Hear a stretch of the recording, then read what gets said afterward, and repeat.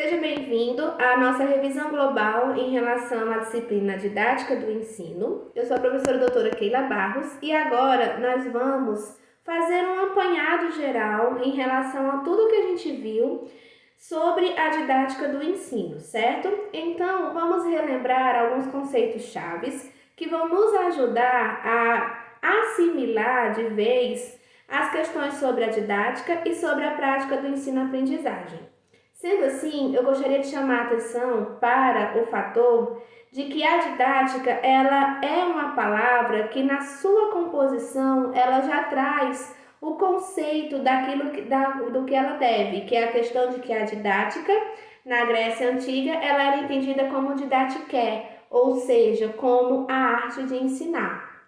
Pensando nessa didática como arte, logo nós vamos perceber que tudo que a gente conversou até agora sobre as mudanças políticas, as mudanças sociais, as mudanças conceituais pelas quais a pedagogia passou e pelas quais a visão em relação ao ensino e à aprendizagem também passaram, só reforçaram esse conceito de didática que foi criado lá na Grécia Antiga, que é o de que a didática ela é uma arte. Na verdade, a didática realmente é uma prática, e é uma prática muito rica em detalhes.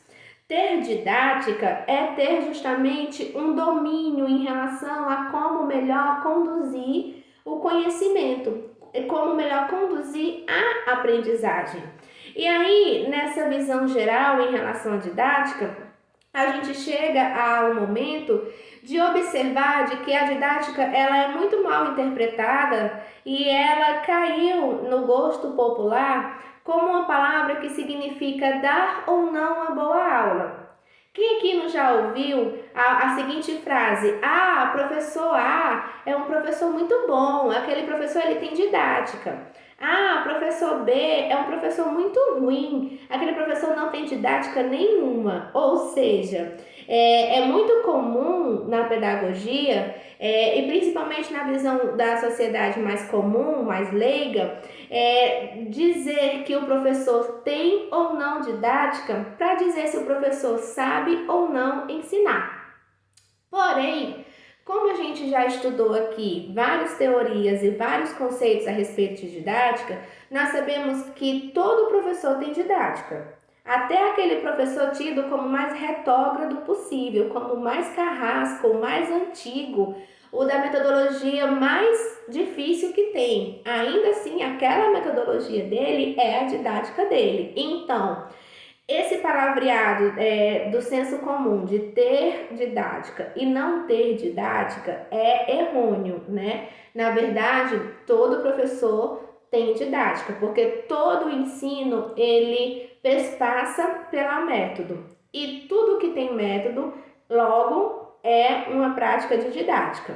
Porém, o que a gente percebeu é que ao longo da história, a educação ela começou a ser feita sem se preocupar em relação às práticas de ensinar e sem haverem ciências e pesquisas que pesquisassem realmente a eficácia do ensino, que pesquisassem melhores formas de ensinar e de aprender. Então, o que nós tivemos foi, ao longo da história da didática, algumas práticas, alguns filósofos, alguns teóricos, que fizeram o quê? Que começaram a observar a forma como o ensino acontecia. E aí eles começaram a classificar esse ensino. E aí lá no século XVII a gente tem um pastor, né, que é o Comênios, que ele vai observar que, na verdade, as escolas, elas precisavam principalmente ser um lugar de ensino a como se comportar. E aí, a partir do século XVII, a visão moralista e religiosa, ela vai perspassar toda a ideia de educação. E aí nós temos o primeiro manual de didática realmente escrito, um livro que traz teorias de como ensinar e que indicam como seria a melhor forma de ensino. E nós vamos perceber que essa teoria ela está ligada à cultura da época. Para nós, hoje, que vivemos o século XXI, aceitar que numa sala de aula o aluno não possa levantar a mão para fazer uma pergunta, que o aluno fique de castigo, de joelhos no milho, se ele errar ou se ele se comportar inadequadamente. Para nós isso é inconcebível. Se um professor hoje bater no meu filho na mão, em qualquer lugar, ou colocar meu filho de castigo na sala de aula, ele vai ser processado, obviamente. Ele vai perder o emprego dele. Pode correr o risco até de ir preso. Um professor jamais pode bater num aluno, não é assim mesmo? Só que no século XVII era a coisa mais comum do mundo, um professor colocar um aluno de castigo, bater nesse aluno, e esses castigos eles eram realmente corporais, eles eram físicos. Era uma palmatória na mão, era ficar de joelho até o joelho sangrar, era ficar num canto de parede, vestir um chapéu de burro, enfim, coisas que para nós hoje no século XXI soam absurdamente. Mas por que no século XVII esse tipo de prática aconteceu? Esse tipo de aula era permitida? Porque a cultura da época permitia. Porque a concepção de escola que se tinha no século XVII era uma escola que estava muito mais preocupada em ensinar a se comportar, em ensinar a ser obediente, em ensinar a servir, do que ensinar a ler, a aprender, a escrever e a pensar. Então, pegando esse exemplo do Comênios no século XVII, com o primeiro manual de didática, o que a gente tira como lição? Que observando a história da educação, nós vamos observar que a didática ela vai assumindo papéis diferentes de acordo com cada momento histórico, social e político que a sociedade passa, num contexto geral. De que o ensino, na verdade, ele sempre está sendo adequado à realidade política da época. Então, na verdade, nós temos não uma preocupação social, e isso é uma crítica, um problema que a gente tem ainda hoje, não uma preocupação social como a forma de ensinar e de melhor aprender, mas uma preocupação em como adequar a sociedade para aquele momento na qual ela está vivendo. E aí o que nós vamos perceber? A partir da filosofia do Jean-Jacques Rousseau, que aceitava o sentido natural, que dizia que no sentido natural as crianças elas eram boas e que a sociedade é que as corrompia, nós vamos ter uma mudança na percepção de aula, na percepção de didática, e essa mudança ela vai começar a observar o psicológico, vai começar a observar o impacto que a sociedade traz para a minha forma de aprender. Então, Jean-Jacques Rousseau, ele chama a atenção no século XVIII, ele enquanto filósofo, para um detalhe que até então não era percebido, que é o seguinte: o meio no qual eu estou, ele impacta na minha forma de pensar.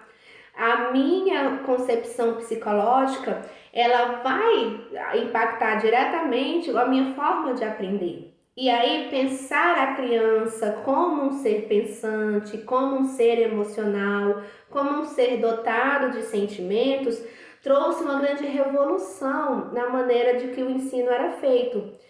Mas, saindo um pouco do contexto da didática e da história europeia para pensar como a didática se desenvolveu na história brasileira, a gente percebe que os jesuítas são tidos como os primeiros a pensar uma forma de ensino para o Brasil, ainda no contexto do período colonial brasileiro, das missões jesuíticas, onde os indígenas eram agregados em grandes fazendas para estudarem o cristianismo, para estudarem a língua portuguesa como uma língua que deveria ser colocada em questão.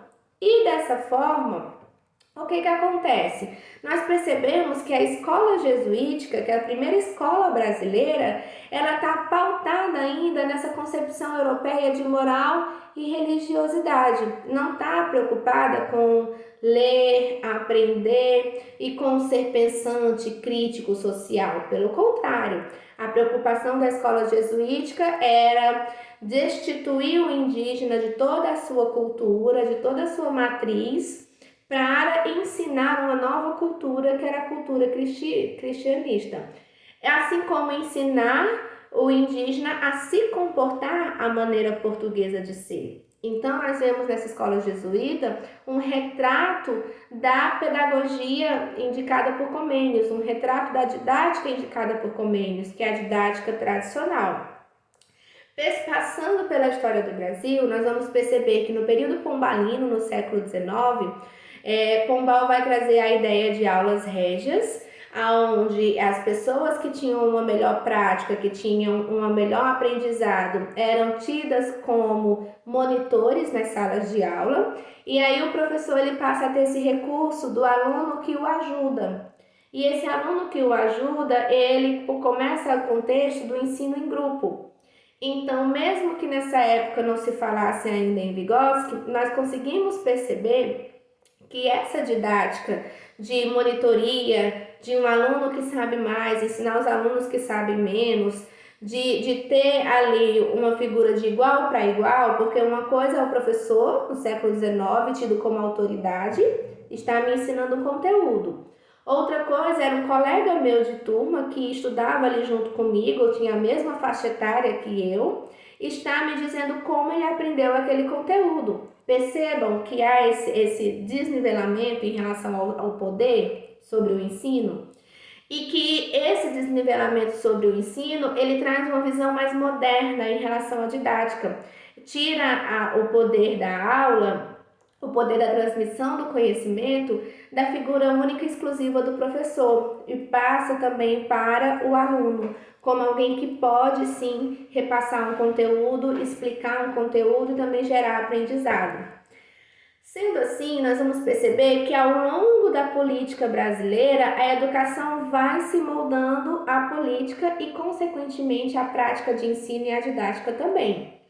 E aí nós vamos perceber que no período de Vargas nós temos um grande salto em relação à didática, que a partir de 1932 é fundado o Ministério da Educação Brasileira, e aí realmente começa a ter uma regulamentação escrita do que deveria ser ensinado no Brasil, de como se deveria ensinar no Brasil, e aí nós temos o primeiro conjunto de regras, de matérias, de base nacional e também de bases regionais para o ensino brasileiro. E aí nós temos de fato a didática enquanto ciência no Brasil, e nós temos também os primeiros percussores, os primeiros pedagogos, os primeiros críticos, os primeiros teóricos. E aí, dentro desse movimento de criar o Ministério da Educação, de criar as políticas públicas educacionais e de pensar qual seria a melhor maneira de se ensinar, nós temos os percussores como Anísio Teixeira e o movimento da Escola Nova, onde começa a se perceber que, na verdade, a pergunta não deve ser qual é a melhor forma de ensinar, mas que a pergunta certa seria como é a forma de que as pessoas aprendem. De que maneira as pessoas aprendem melhor? Essa deveria ser a pergunta.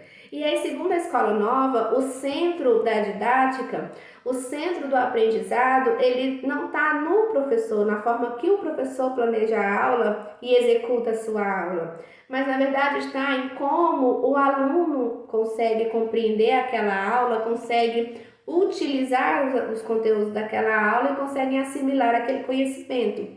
Então, nós temos todo um leque de metodologias que vão surgir a partir dessa percepção de que a pergunta não é como ensinar, a pergunta, na verdade, é como se dá de forma melhor o aprendizado, como se aprende melhor.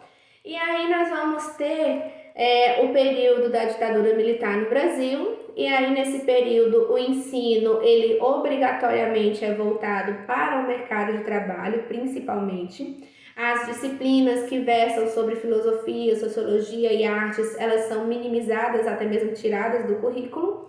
E a proposta do ensino-aprendizagem, a proposta da didática é conteudista. O professor, ele é impelido a apenas transmitir conteúdo no período da ditadura. O professor, ele não pode ser inovador no período da ditadura, ele não pode trazer discussões teóricas, críticas, senão ele é perseguido. Ele tem que principalmente transmitir um conteúdo por si e somente.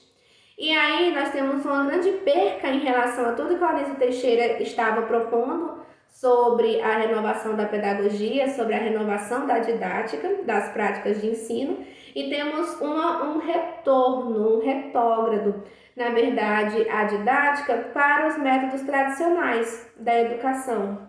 E aí as aulas elas voltam a ser aquelas aulas principalmente expositivas, os professores eles assumem uma postura bem técnica, bem tecnicista, aonde o que importa é transmitir conteúdo. Esses conteúdos são cobrados de forma prática, de formas laboratoriais, mas sempre com a preocupação de formar robôs, né? De formar mão de obra para o mercado de trabalho e não de formar pessoas críticas, pessoas pensantes, pessoas capazes de mudar a sua realidade, a realidade dos que estão ali à sua volta. A ideia é formar apenas pessoas que dizem sim senhor para tudo e que trabalham conformados com o salário mínimo. Essa era a proposta do período ditatorial para a didática e para a educação brasileira. A partir dos anos 80, nós temos uma abertura em relação à democracia brasileira, nós temos um momento de república e aí nós vamos ter também uma transformação tanto do que se compreende como ensino, como também do que se compreende enquanto didática. E aí nós vamos ter figuras que são ícones, que são símbolos da educação brasileira ainda hoje, como Paulo Freire, que traz uma proposta de uma pedagogia renovadora, né? Que traz uma proposta de uma pedagogia que comece a pensar também outras classes que até então eram excluídas, eram marginalizadas na educação.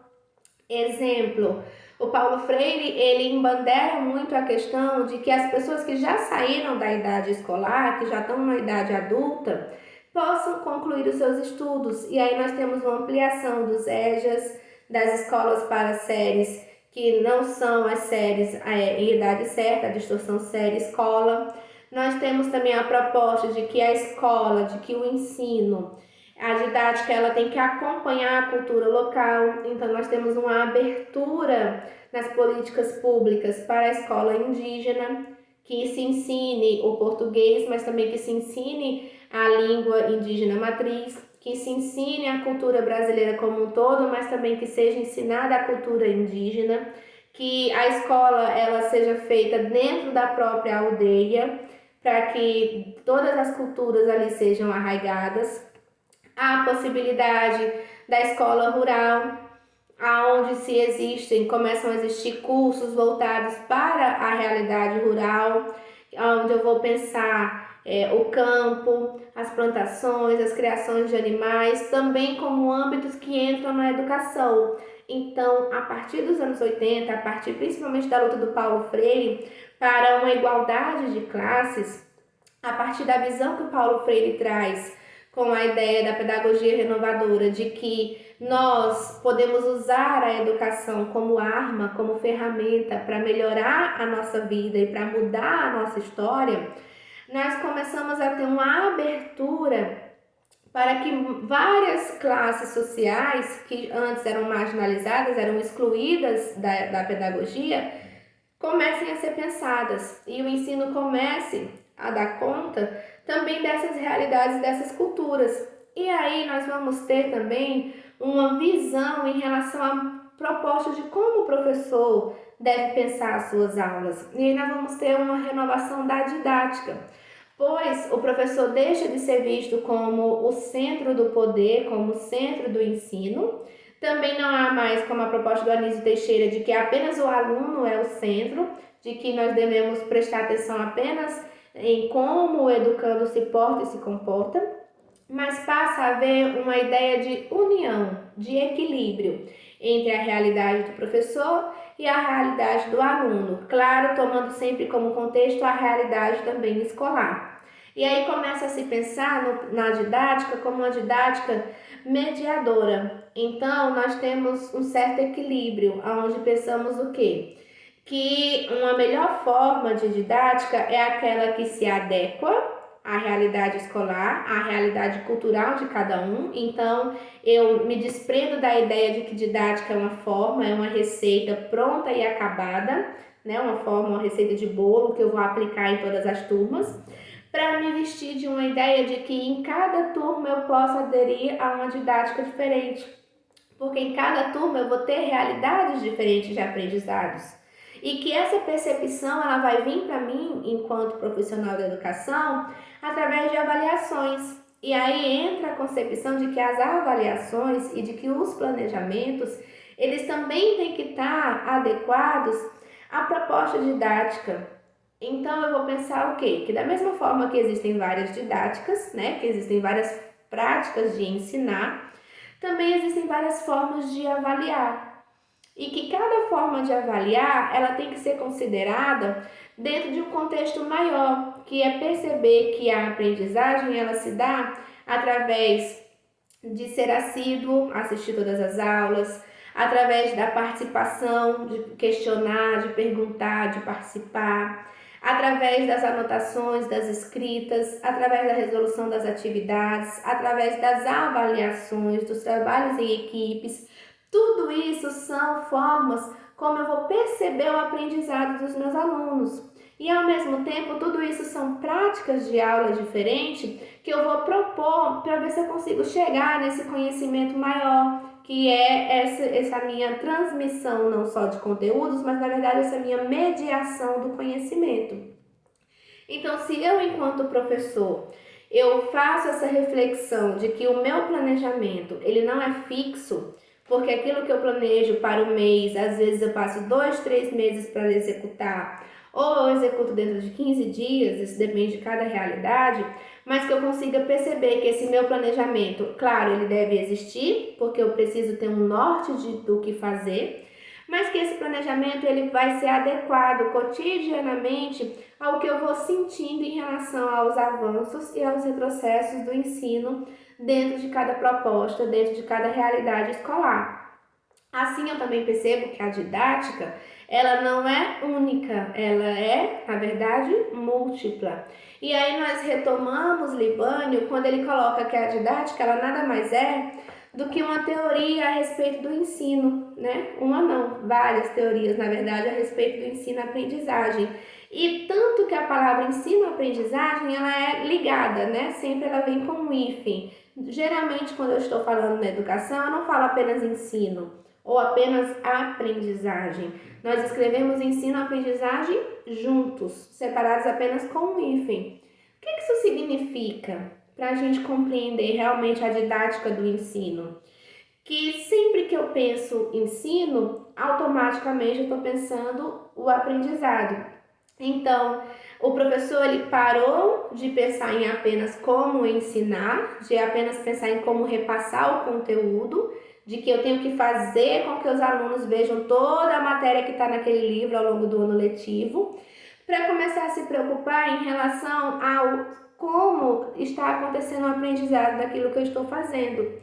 E aí esse como, né, essa preocupação de que se está havendo aprendizado ou não, como esse aprendizado acontece, qual é a qualidade desse aprendizado e qual é o uso desse aprendizado, ele vai esbarrar na questão filosófica da educação novamente. Aí nós tomamos Vygotsky como um cerne dessa discussão, de que um conhecimento, para ser válido, ele tem que ser um conhecimento assimilado. O conhecimento ele tem que acontecer principalmente através da assimilação. Então é quando eu percebo que aquilo que eu estou trazendo para vocês enquanto conhecimento não é meu e nem vai ser apenas seu, porque você vai instrumentalizar. A partir do momento que você aprende comigo alguns conceitos e você repassa para outras pessoas, ou você usa no seu cotidiano, esse conhecimento não é mais meu, ele já é seu. E quando você utiliza, reelabora e transmite, ele também não é mais seu, ele é de outrem, já é de outros.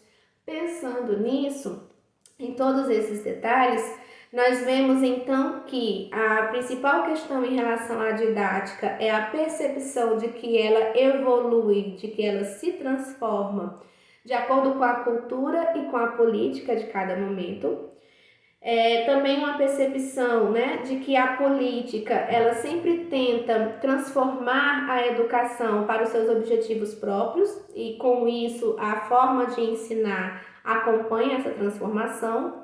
e de que a educação no Brasil, ela sempre se propôs a produzir mão de obra. É muito nova a visão de que a educação ela tem que gerar crítica, de que a educação ela tem que gerar seres pensantes e não apenas seres que sabem fazer, mas que sabem pensar. São visões que vêm a partir do século XX, do século XXI já.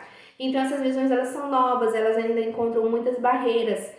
Tanto que pouco nós temos acesso aos recursos que as universidades federais produzem, os artigos, os livros, as pesquisas, elas ainda são pouquíssimo conhecidas, porque ainda não se desprendeu no Brasil dessa visão de que a aula é para formar, para ganhar um diploma, para ganhar um título, para poder ir trabalhar. Nós ainda estamos muito agarrados nessa visão trabalhista da educação. A didática ainda está muito agarrada nesse conceito de que hoje em dia não é só a visão do trabalho, mas também a visão das provas, né, das grandes provas, de que o objetivo do ensino é fazer um Enem no final de curso, de que o objetivo do ensino é fazer uma provinha Brasil no final de uma etapa infantil. Então, a nossa meta ela é muito curta em relação ao aprendizado no Brasil. A nossa proposta ela é muito óbvia, é fazer uma prova X ou Y, é me formar na carreira X ou Y. E aí, seguindo a crítica de Paulo Freire, ele coloca assim que enquanto a educação ela pensar meramente no dinheiro que ela pode gerar, na renda que ela pode trazer, ela não vai transformar, ela vai apenas replicar robôs, mão de obras, pessoas que não têm a capacidade de serem críticas, de serem pensantes e de mudarem as suas próprias realidades.